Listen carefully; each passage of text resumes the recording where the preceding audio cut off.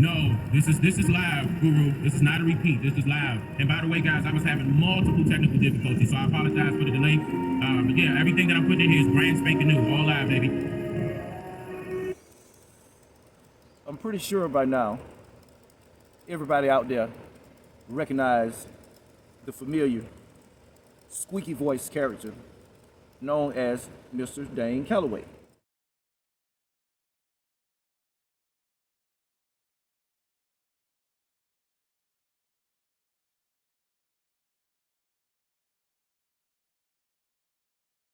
These days, it seems to be all about the optics. Everybody wanna talk, can't nobody stay on topic. It's all about this power and how we finna take it. Some of y'all still sleeping, y'all the ones who ain't gonna make it. We done with the L's, now it's time for the dub.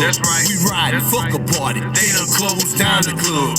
Strippers can't even strip no more. Now it's only fans, ain't no lies, more song, cause it's only on demand and that's good.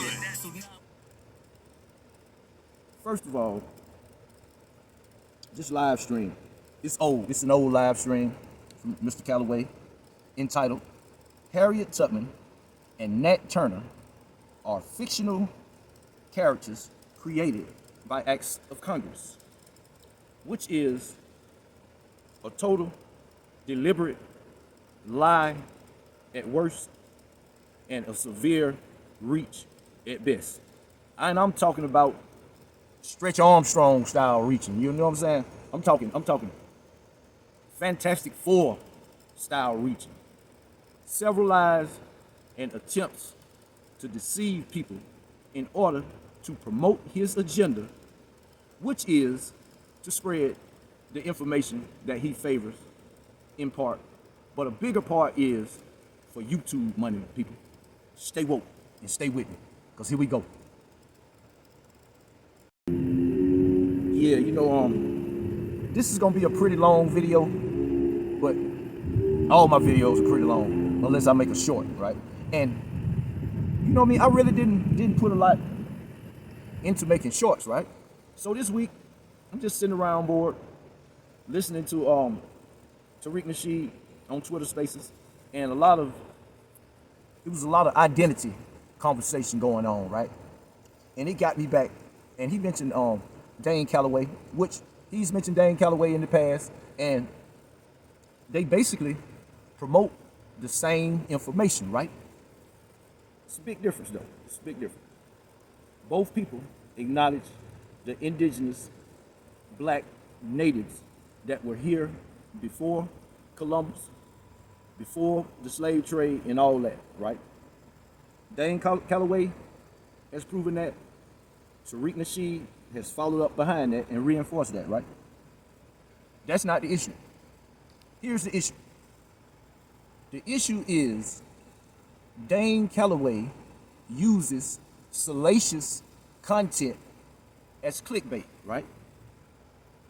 He knows for a fact that any black person in America with that revolutionary mind state that's been standing on their blackness all their life, right? Who has been inspired by the warriors, the brave people from the past who put it all on the line for one goal, and that's to free themselves and their people and put an end to white supremacy, right? So why would somebody attempt to tear down that wing, right? Harriet Tubman and Nat Turner are the two that he chose to go after with sketchy information at best. That's the problem I have with him, and that's the problem Tariq Nasheed has with him, and that's the problem that all of the black people that come under the Black First or B1 ideology have. That shit is counterproductive. Anything that you use, real or fake, that inspires you to fight against white supremacy is a good thing. Point blank, period. So that's the way he got under my skin at, right? And he always says, don't believe me. Go do your own research. I get it. But I actually did that, and I found some things that just really jumped up off the page that goes against his whole premise.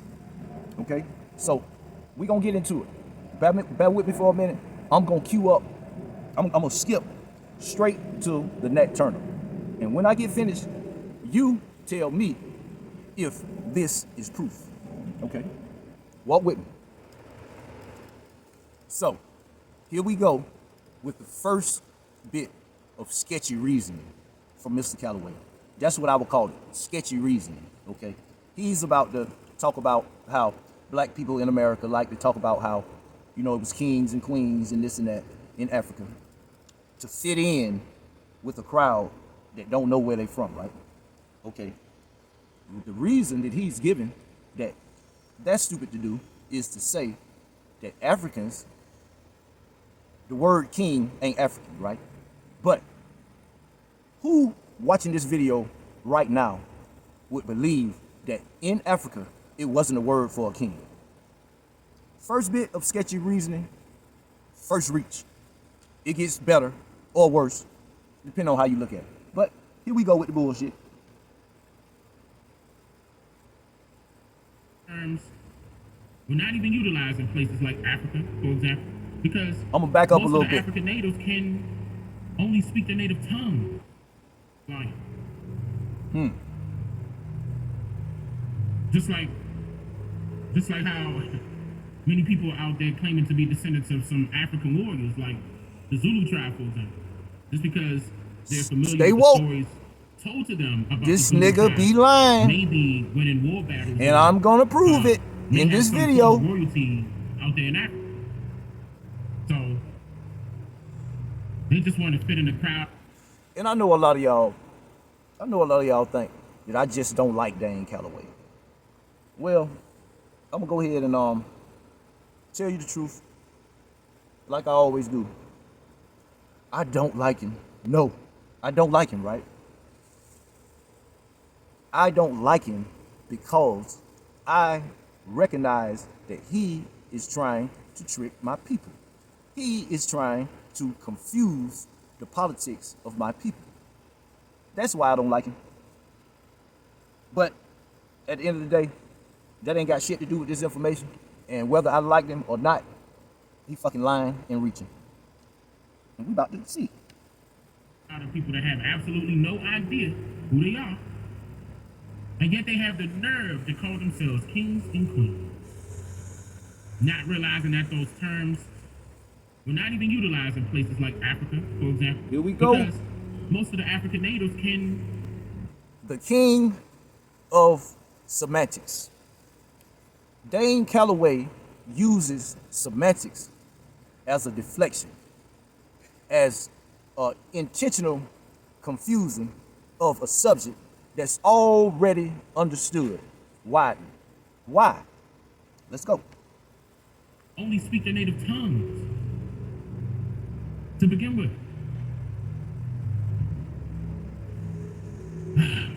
Y'all gotta pay attention. You gotta pay attention, nigga. Gotta pay attention. You gotta pay attention.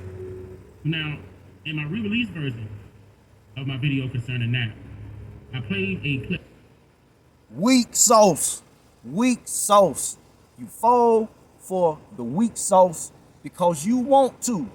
You want to. No matter what you call yourself, no matter what your identity is in your mind, right here on this land, the land of white supremacy, you are black. That's right. You are black. The white supremacists don't sort them out, bro. They don't sort them out. All gets the same. This is bullshit semantics. Let's go. Of a news broadcast. And in this clip, there was a guy by the name of Bruce Turner, claiming to be the great grandson of Nat Turner. Pay attention to the semantics and the reaching on this part. I'm gonna walk with you. Stay with me. And this is sad. It is. It's sad. It's sad. Listen. But anyway, he goes on and shows a binder that could have been considered his family's portfolio. Then he came prepared to show you a picture of Nat Turner on national television, mind you, as if the editors at the news station couldn't just simply Google an image of Nat Turner, since one doesn't exist anyway.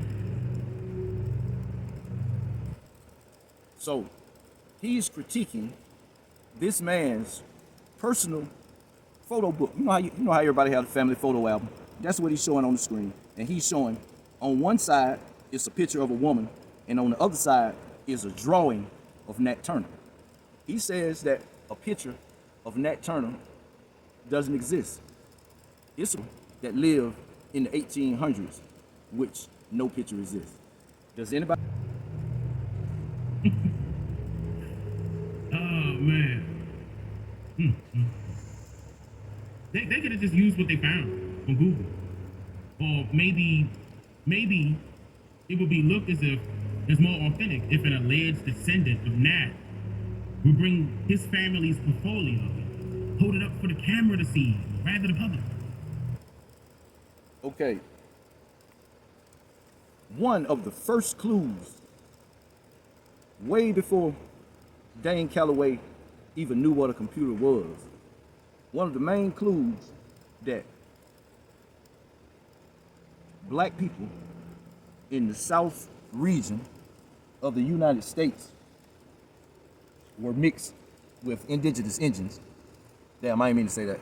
Indigenous Indians comes from family members, tales, things that are passed down, right?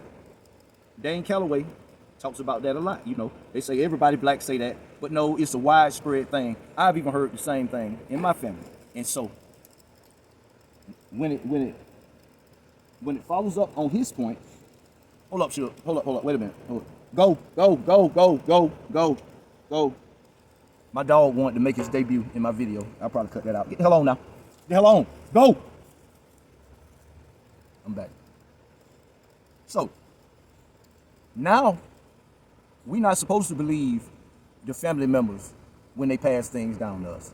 The only time we should believe family members when they pass things down to us are when they tell us that we got Indian blood in our family. Other than that, it's bullshit, according to Dane Calloway. But let's go. I meant to say the public. Hold it up for everybody to see. In order to set the tone. As if he's somehow creditable now.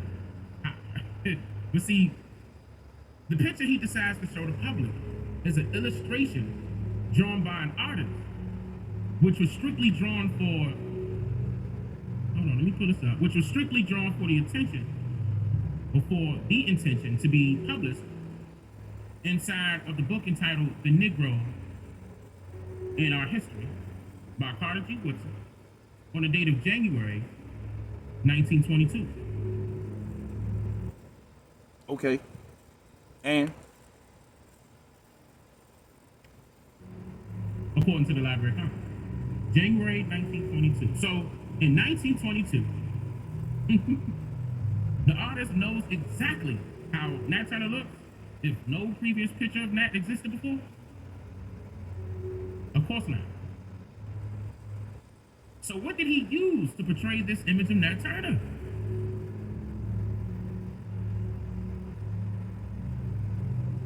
His imagination.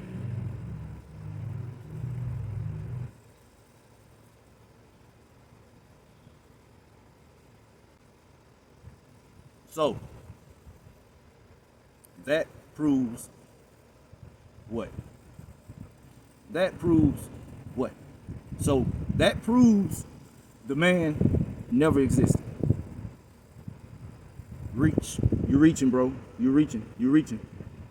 I always wait for this shit to become full circle with Dane Calloway. He gives you about 340 degrees. You on your own after that. Right? Am I right or wrong? Let me pull this up. Because not only that, let me pull this up real quick. All right. According to Thomas Gray, the lawyer, who allegedly sat with Nat while he was in jail in order to record Nat's alleged voluntary statement of guilt. He published inside of his Confessions of Nat Turner in 1831, documenting that, quote, "We, the undersigned, members of the court, convened at Jerusalem on Saturday, the 5th day of November, 1831, for the trial of Nat, alias Nat Turner, a Negro slave." Okay, here we go. Watch for the reaching. Watch for the reaching. I'm gonna point it out. Real time. Late the property of Putnam Moore, deceased, do hereby certify that the Confessions of Nat to Thomas R. Gray was read to him in our presence. Listen to that. And that Nat acknowledged the same to be full, free. It does sound like a forced confession. So, in order to follow the Dane Calloway narrative, that means that they snatched up a random black guy and accused him of being the same non-random black guy that was owned as a slave and started this rebellion. In order to follow Dane Calloway's narrative, that's what you would have to believe to be the truth, right? A lot of times, you know, back in those days, I don't know if he wrote the confession himself, or if, you know, somebody was helping him, like the lawyer, what he was talking about, helped him write the confession. And when he said it was read back to him, that was just the acknowledgement. That's the same thing as signing a statement today. That in no way means that it didn't happen. Let's go. Dane Calloway, the Grim Reacher. Involuntary.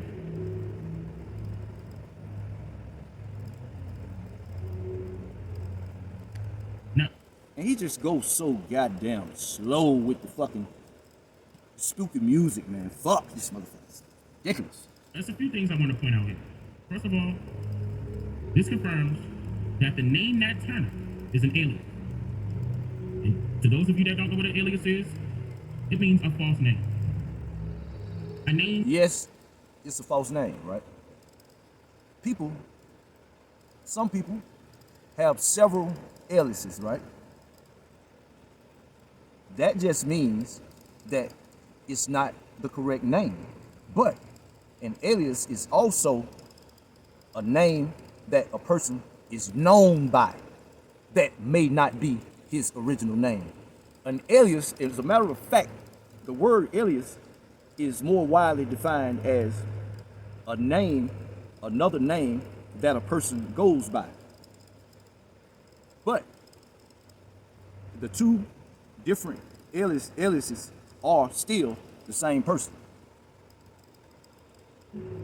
Totally different from a person's birth name.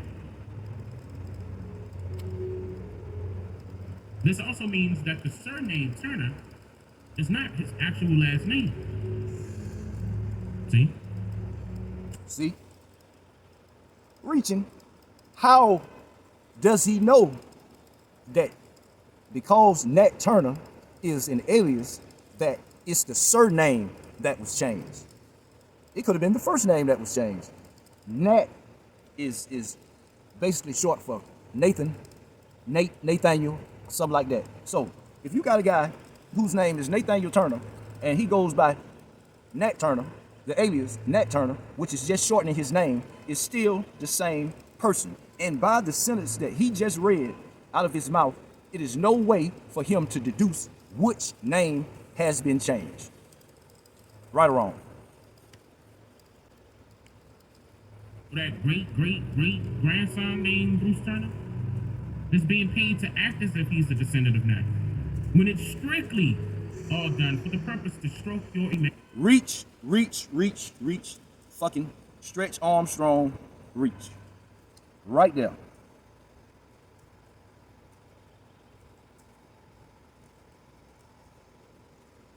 Where is the evidence that this man is being paid to do this? Where is the evidence of that? There is no evidence of that, Dane. You made that shit up. You made it up to string your little circumstantial narrative along. But we'll let you continue. As a nation.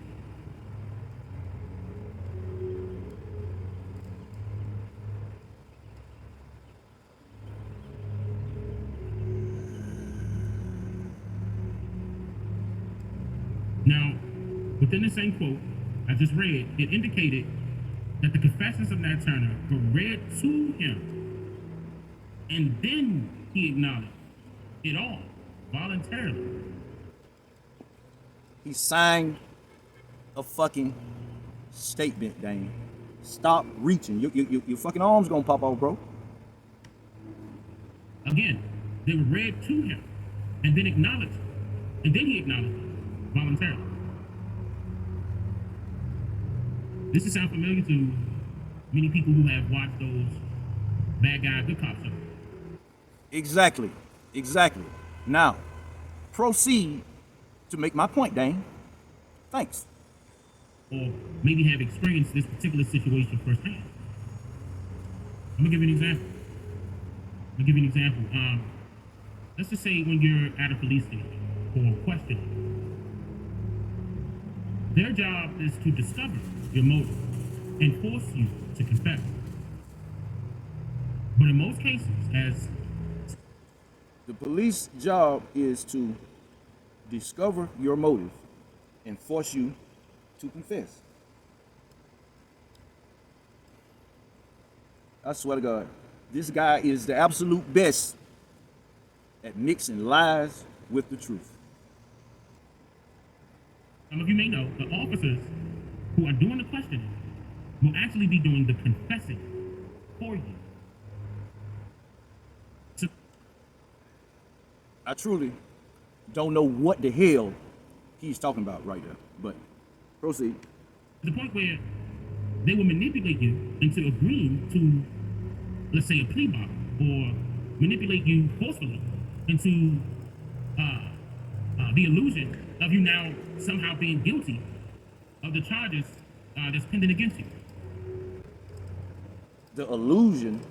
How can somebody convince me that I did something that I didn't do? They can coerce me or torture me or whatever kind of pressure that they choose to use. And that's a reach. That is not the police job. It's a half-truth. Like I say, he's expert at mixing lies with the truth. The first part of his statement was, the police job is to discover your motive. Partial truth. Their job is to gather evidence in efforts to prove that you're guilty of what you're accused of. Now, the second part, force you to confess. Yeah, kind of, what I mean? It's different ways to do that. But the topic is, does this prove that Turner never existed? I think not.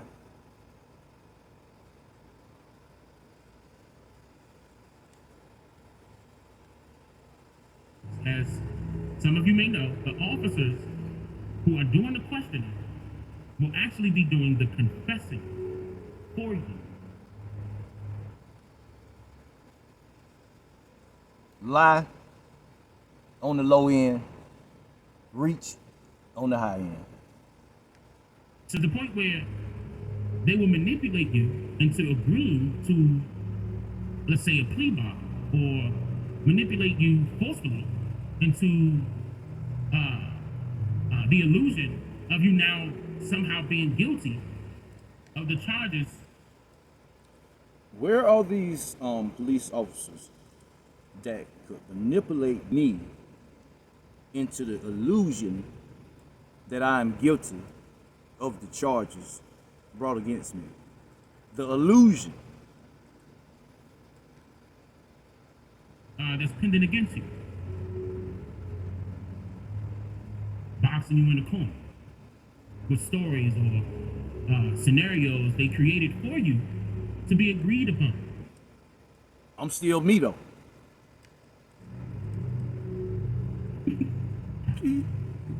And they turned around and said that Nat voluntarily agreed to these confessions that were written for him after he allegedly murdered a mammoth amount of people. How does that make sense? That's preposterous. Dang, you're arguing with yourself right now. So I'll just let you keep doing it.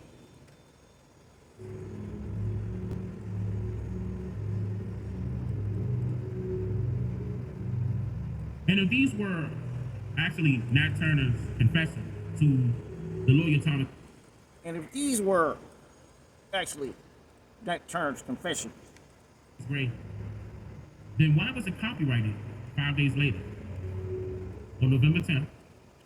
oh my God, why was it copyrighted 5 days later? I'm surprised it wasn't copyrighted 5 minutes later.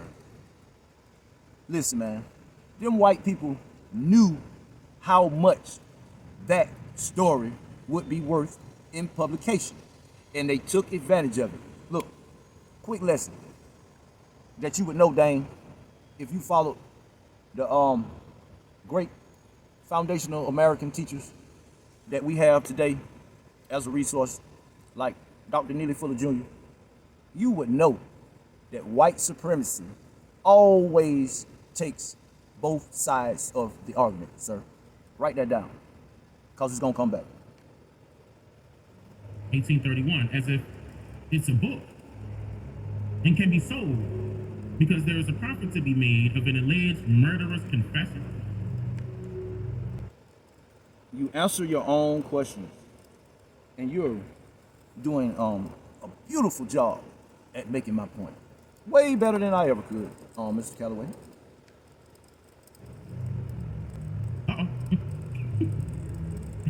Yo. Uh-oh. Here comes another cell phone. Oh, man.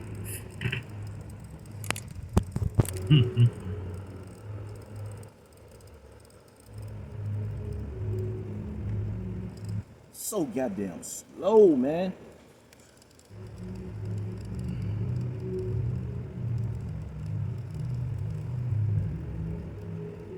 Man, you have to take a goddamn nap in between sentences. Should I run this shit on 1.5 or times 2 or something, like I do my videos? Here it is. Here it is right here. On the second document of this collection, it reads, and I'm going to quote this now, the District of Columbia, to wit, be it remembered that on this 10th day of November, Anno Domini, that's AD for short, 1831, Thomas R. Gray of the said district deposited in this office the title of a book, which is in the words as follows: The Confessions of Nat Turner, the leader of the late insurrection in Southampton County, Virginia, as fully and voluntarily made to Thomas R. Gray in the prison where he was confined, and acknowledged by him to be such when read before the court of Southampton, with the certificate under seal, listen to this, of the court convened at Jerusalem, November 5th, 1831, for his trial. Also, an authentic account of the whole insurrection, with lists of the whites who were murdered and of the Negroes brought before the court of Southampton, and their sentence, except the right whereof he. So damn the primary source information about the trial in the court records, right? Damn them primary sources. Boy. As proprietor, in conformity with an act of Congress entitled, quote, an act to amend the several acts respecting copyrights. There you go. And so it was copyrighted by the clerk of the district court for the District of Columbia, named Edmund J. Lee, on November 10th, 1831. What the hell does that prove besides the white man had foresight to know that the documents and the story that he had in his hands was worth money? What does it prove beyond that? Let's go. Let's see. So, like I mentioned in my previous videos about this situation, Thomas Gray saw that a profit was to be made by printing these so-called confessions of Nat Turner, in which, if he had all rights to do so, then there shouldn't be any issues, right? But, let me pull this up. According to this Liberator newspaper, that's the name of the company, published on December 17th, 1831. I'm going to read this now. He says that a newspaper is a primary document that is seen as proof. Let's go. December 17th, keep this in mind. Quote, these confessions occupy 23 pages and 12 MO. See, I'm not sure if that's a month or what. I'm not sure. It could have been talking about, I'm not sure why they said 12 MO like that. See what he means by when he was like, if this guy had authority to print this, to print the Nat Turner confessions like in a book, right? There shouldn't be any problem. Okay. The problem that he's saying is they tried to stop him from doing it, right? The reason they tried to stop him from doing it was because they felt like it would be dangerous because this whole story could be used to inspire future Nat Turners. That's why they had a problem with it. Common sense. Common sense when you understand that white supremacy always takes both sides of the argument. But proceed. As if it was saying 12 months. I'm not sure what that meant. But just listen to this. These confessions occupy 23 pages and are stated to have been fully and voluntarily made to Thomas Gray in the prison where Nat was confined. An edition of 50,000 copies has been printed in Baltimore. This boy was moving in order to get this money. Which will Okay. He said this boy was moving in order to get that money. He was like, ooh, look what I got. I'm finna get paid. Where is the nearest copyright office and the nearest book publisher? Because it's on. He was moving toward the money. Just like you, Dane. You will lie and reach. Because boy, you be moving. You be moving on them lies. But let's go. And it's a big lie. It's a big, easily provable lie upcoming. And when we get to that part, I go in and do my little edits. I'm going to make sure I post this on the screen for y'all to check it out. All right, let's go. Serve to rouse up other leaders and cause other insurrections. Hold up. I'm going to back it up. This is going to be back to back lies, right? Okay, back to what I was just saying. The problem that the establishment would have with this guy, Thomas Gray, publishing his confessions, right? They didn't want that to inspire other Nat Turner-like insurrections. I'm gonna back it up a little bit and watch this trick knowledge at work.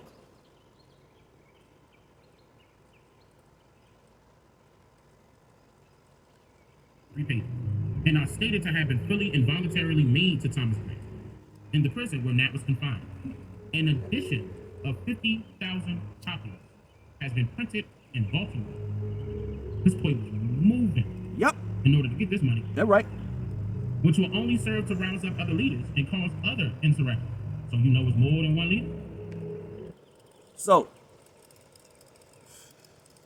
that one sentence in an edition of 50,000 copies has been printed in Baltimore, which will only serve to rouse up other leaders and cause insurrections. Now, that doesn't mean that this guy already knows that there are other leaders out there, right? It doesn't mean that. It don't say that. It means that when people hear of this, that will create that spirit in them and know that it's possible and want to become leaders. That's the logical, linear way to analyze that sentence. But when when your whole thing is to promote your agenda and throw curveballs, you reach like Stretch Armstrong, better known as, what was it? The Grim Reacher. By creating among the blacks admiration for the character of Nat. And you looking at living proof that that is a true statement that you just said, Mr. Calloway. You goddamn right. They was right. deep, undying sympathy for his fate, we advise the grand juries in the several slave states to indict Mr. Gray and the printers of the pamphlet forthwith. That's the newspaper company. Perfectly logical. Perfectly logical. See, media spreads ideas, right? Media brings that spark, and you never know what kind of fire will come out of that spark. So they were in fact trying to hide this information, bro. They didn't make this shit up to put it out on purpose for no fucking fictional character, bro. That shit does not make one inkling of sense to a linear thinking, logical mind, Mr. Calloway. So you know they got some political schemes going on. It's still to this very day, by the way. The political scheme was to save their ass because he scared the shit out of them. He shook them to the core. He never, well, yeah, he does mention it in passing. See, the proof is in the legislation that immediately followed this, right? All of it blends together, right? The primary sources called court records will show this. It was a big debate. It was a big debate in the Virginia Congress about insurrections. And the Nat Turner insurrection sparked that debate. You can look the shit up because I did yesterday. Notice how also they refer to Nat as a character. And Thomas Green's book is a pamphlet. Okay, now I know, a pamphlet and a book are the same, but let me point something out here. Okay, let me point something out. 4 days prior. Hey man. Now, he is about to tell a bald-faced lie. A bald-faced lie. And go ahead and throw it up on the screen and just let y'all see it. As he said, watch this shit. See, when a guy is trying to convince you of something and he has proof, he just lays his proof on the table. He don't tell you, okay, well, I got the proof, but you gotta go look it up for yourself. When people do that, they hoping that you will be intellectually lazy and lean on them to do all the work and research and just believe what they say. Because a lot of times, if you go back and do your own research about these things, you will see the word games that are played, okay? He said that Nat Turner was referred to as a character, and the book was referred to as a pamphlet. He just admitted out of his own mouth that a book and a pamphlet is the same thing. But watch him keep going with this lie. Watch this. And I might just wrap it up after this and then come back with a part two, because I'm already at 47 minutes. And hell, half of that is probably him taking an hour in between sentences. But here we go. I'm gonna back it up a little bit. Make sure I get this clear.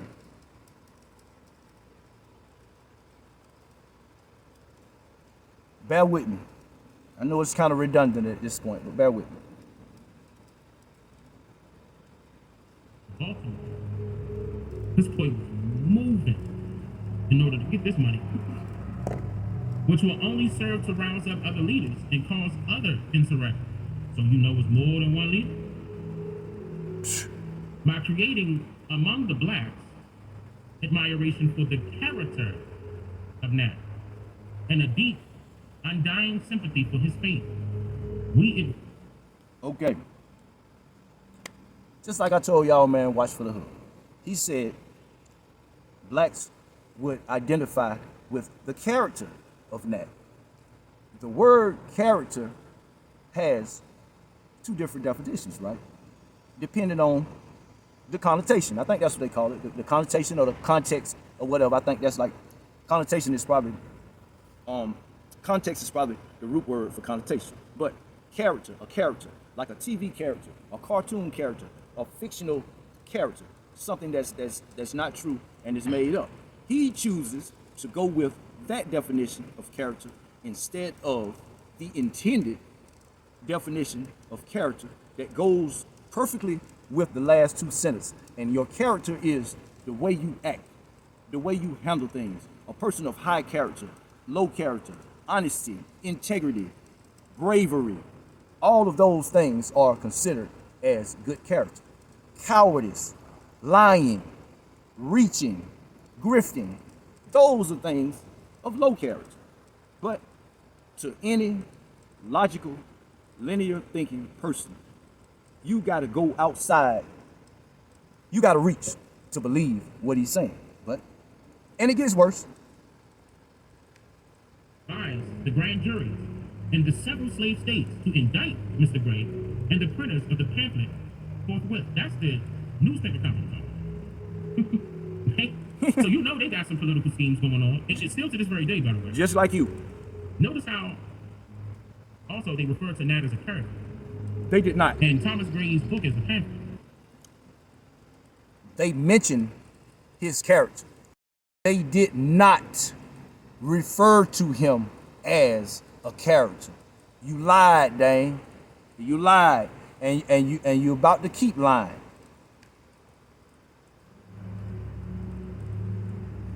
Okay, now I know, a pamphlet and a book are the same, but let me point something out here. Okay, let me point something out. 4 days prior to this Liberator News article being published, let's pull something else up real quick. Okay. This was 4 days prior. That's pretty fast to get information out in that day of time because of the slowness of the way information moved. Okay. A pamphlet is like a quick book. It's like it contains information in short form. It's not an official published book. It's distributed different than a traditional published book.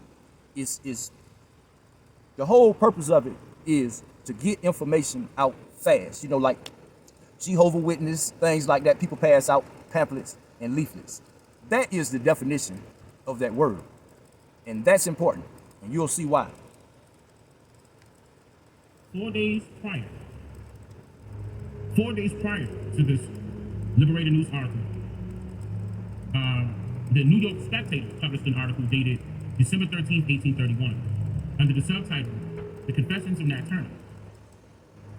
Now, what's very important to note here is that they begin this article by stating, quote, Mr. T.R. Gray's pamphlet of The Confessions of Nat Turner, the leader of the late insurrection of Southampton, has been published at Baltimore. Now, what's very important to note here is that they begin this article by stating, quote, Mr. T.R. Gray's pamphlet of The Confessions of Nat Turner, the leader of the late insurrection of Southampton, has been published at Baltimore. It makes 22 pages.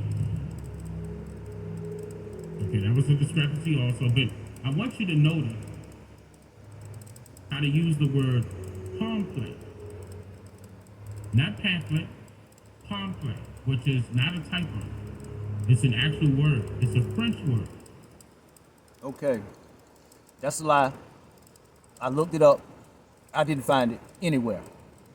Somebody in the comments or something can pull it up and show me. I'll retract this video and apologize. But I've looked pretty good for myself already, and apologizing and backtracking, it's not something that I like to do. So that's why I'm kind of thorough, almost to the point of OCD when it comes to this shit, when it comes to this damn information right here. This guy is a grifter that mixes lies with the truth for views. That's it. He ain't gonna bust a fucking grape in a food fight. I'm telling you, there is no revolutionary spirit in this shit right here, bro. What I'm hearing.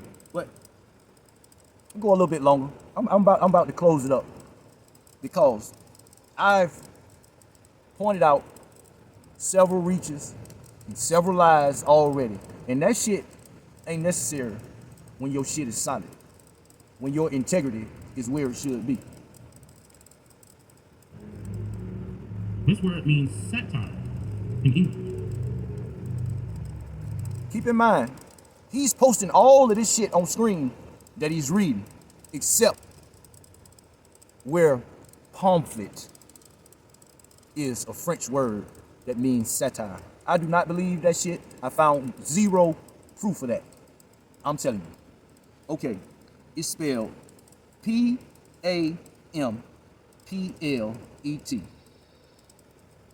To a linear, logical thinking mind, without all the curveballs and reaches, one would simply deduce that it was a typo made in a newspaper from the 1800s. Dane Calloway, stop playing with me, man. Which is another way of saying to ridicule someone. Bullshit. Bullshit. Or to over-exaggerate insults to already existing injuries. And it's funny because this alone... Yeah, it is funny because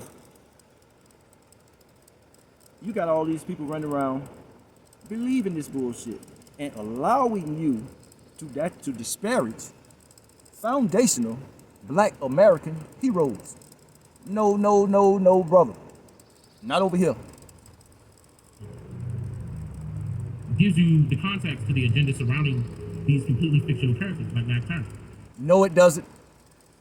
He's a fictional character because you said that shit. You said that shit, and you have failed to prove it. Every single piece of what you call evidence of what you're saying is circumstantial at best, not proof. These types of stories, or propaganda rather, are purposely created with the sole intent to cause raging emotions of retaliation and or to keep the public at bay in a state of fear.